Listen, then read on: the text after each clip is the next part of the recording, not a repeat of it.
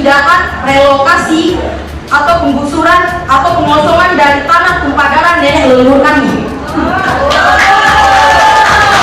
Apapun bentuknya, apapun terminologinya tanpa syarat. Lebih baik mati berdiri daripada hidup berlutut.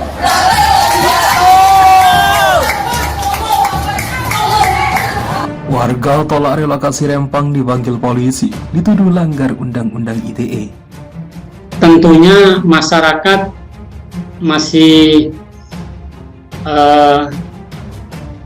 gundah gulana karena dibalik keputusan bahwa tanggal 28 ini tidak jadi ada pengosongan, tetapi pemerintah masih kekeh akan memindahkan beberapa kampung ini ke tempat lain.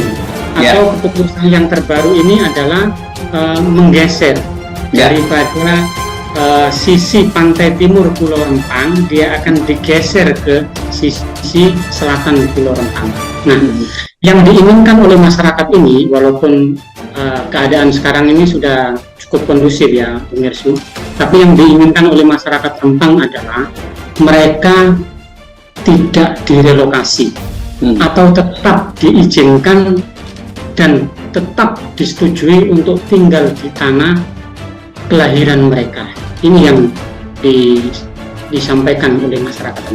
Walaupun pergeseran ini hanya berjarak beberapa kilometer, namun psikologi yang akan dilalui oleh masyarakat Rempang apabila berpindah adalah tercabutnya histori dan juga akar budaya dari kampung yang ditinggali oleh leluhur mereka selama ini. Itu yang mereka beratkan.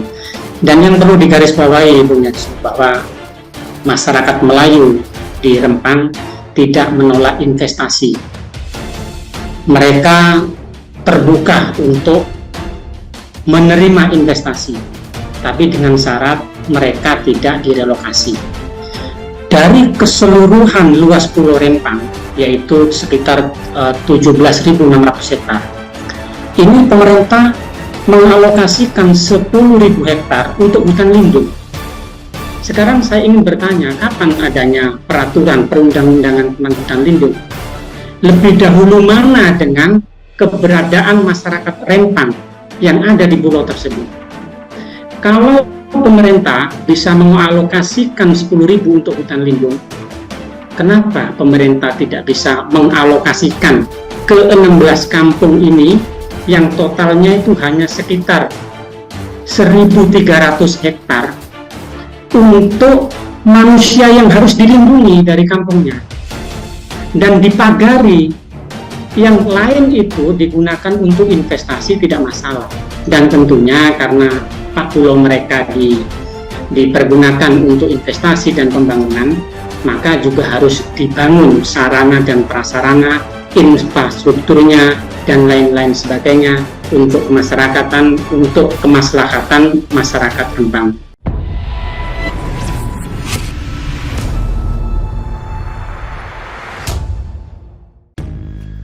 Warga tolak relokasi Rempang dipanggil polisi, dituduh langgar Undang-Undang ITE.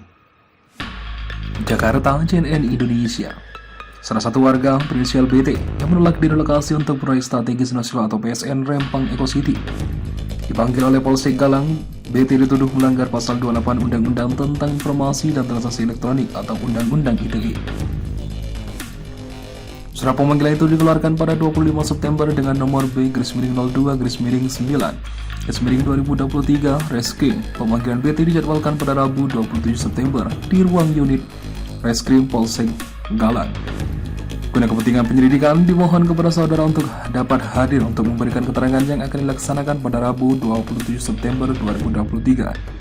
Demikian bunyi salinan surat pemanggilan tersebut.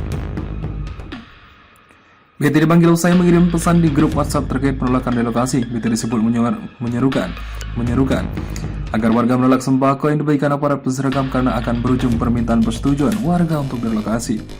Saudari kami kirim melalui grup WhatsApp warga Sel Buluh, Kelurahan Sambulang tentang ajakan atau himbauan hasutan saudari terhadap warga Sel Buluh agar jangan sampai menerima sembako gratis kalau tak ingin berujung diusir satu kampung dari surat pemanggilan tersebut.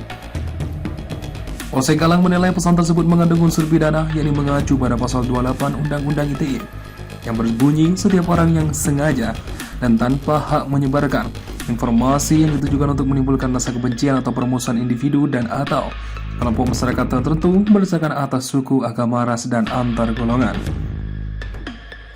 Kasih Humas Polresta Barelang AKP Tigor Sidabarita membantah surat tersebut sebagai bentuk pemanggilan. Dia mengatakan surat itu hanya untuk klarifikasi. Itu klarifikasi saja, bukan pemanggilan, kata Tigor kepada Indonesia.com Selasa 26 September. Bentuk kriminalisasi. Pengacara publik LBH Pekanbaru Wilton Amos Pangabaian menilai tuduhan tersebut merupakan salah satu bentuk kriminalisasi terhadap warga yang menolak direlokasi. Memang benar seperti itu, ada pemanggilan warga, tuduhannya sesuai pasal yang ada dalam surat sebagai wujud pembungkaman warga. Mereka coba dikriminalisasi, kata Wilton saat dihubungi. Wilton mengatakan hingga saat ini 43 warga yang menjadi tersangka karena menolak di Rempang belum juga dilepaskan. Sebanyak 43 warga itu tidak hanya berasal dari Rempang, tapi juga Batam dan Tanjung Pinang yang bersolidaritas menolak proyek. Wilton menuturkan tim advokasi Rempang belum bisa mengakses semua warga yang ditahan, baru 24 warga yang berhasil didampingi, sisanya masih diusahakan. Tim advokasi masih belum bisa akses semua sejauh ini. Yang kita dampingi sekitar 24 orang dan 2 orang didampingi yang lain.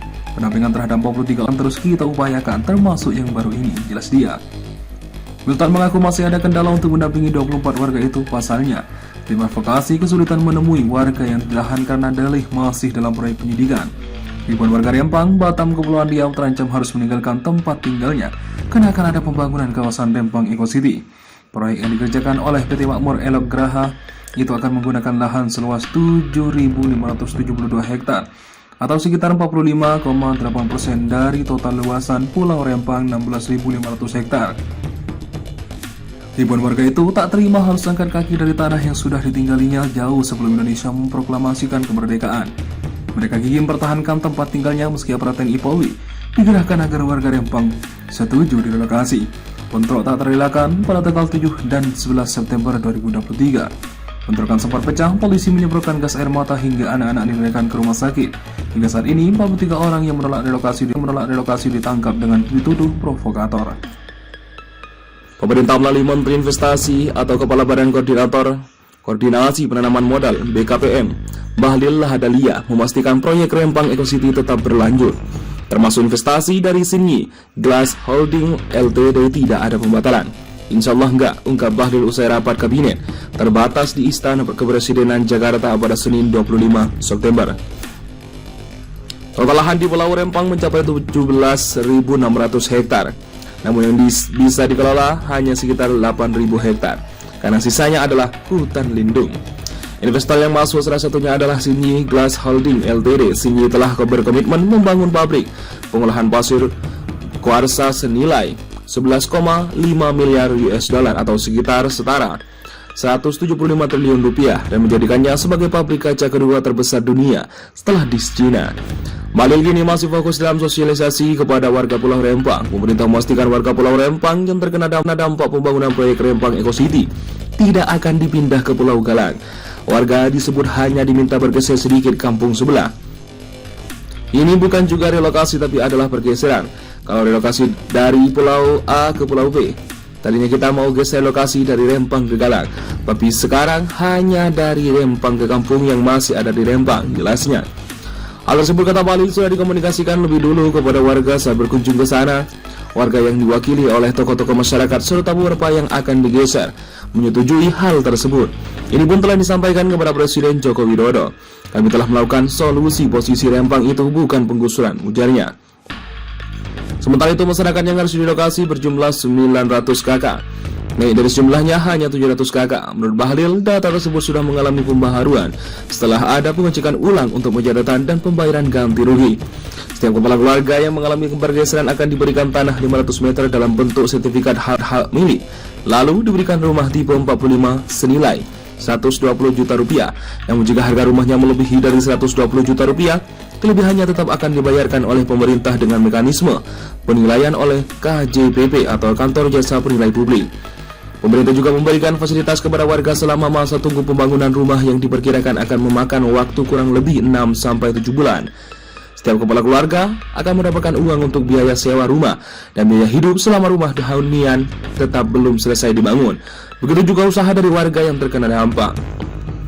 Berikut juga adalah pada saat mereka transisi sambil menunggu rumah. Namanya ada uang tunggu. 1.200.000 per orang dan uang kontrak rumah 1.200.000 per kakak. Jadi kalau satu kakak ada 4 orang, maka dia mendapatkan uang tunggu 4.800.000 dan uang kontrak rumah 1.200.000, kurang lebih sekitar 6 juta rupiah cara perhitungannya. Tabahlil, wilayah yang akan menjadi tempat tinggal warga tersebut akan dilengkapi dengan fasilitas air bersih, sekolah hingga puskesmas. Kita akan bahas demikian, baik termasuk dalamnya adalah pelabuhan perikanan, pungkasnya.